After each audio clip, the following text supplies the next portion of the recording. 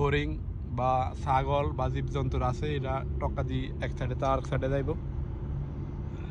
যেটা আমরা বইতে পড়ছি, এখন কাজে লাগছে। কোন বইতে? ড্রাইভিং স্কুলের বইতে। আর ওই যে বিল্লাগুলো দেখেন অনেক সুন্দর সুন্দর, পাহাড় কাটি পাহাড়ের ভিতরে বিল্লা বানাইছে, দেখছেন? পাহাড়গুলো পাথরের পাহাড় তো, এগুলা কাইটা ভিতরে বানাইছে যে বিল্লাকে। সুন্দর সুন্দর রেস্টুরেন্ট।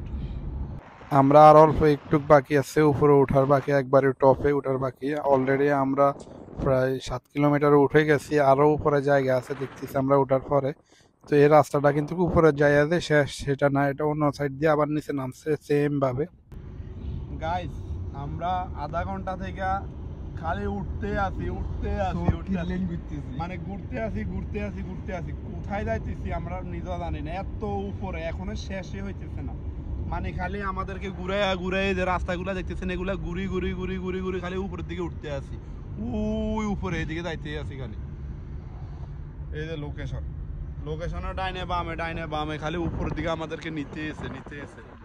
গাইস, আমরা আধা ঘন্টা পর্যন্ত গাড়ি চালাইতে এত পরিমাণ উপরে উঠছি, দেখেন ওই যে রাস্তাগুলা দেখছেন, এই ঘুরা আমরা এখানে এতটুকু উঠছি, আমাদের আরো এত উপরে উঠতে হইব, অনেক উপরে। যাই হোক, তা আমরা এখানে একটু বিরতি দিচ্ছি, মাথা ঘুরতেছে, রাস্তাগুলো আঁকা বাঁকা, সেই জন্য।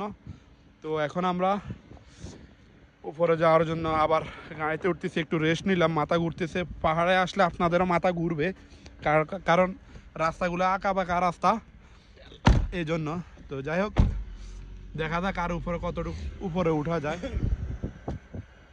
দেখেন, ওয়াও, ও মাই গড, অস্থির।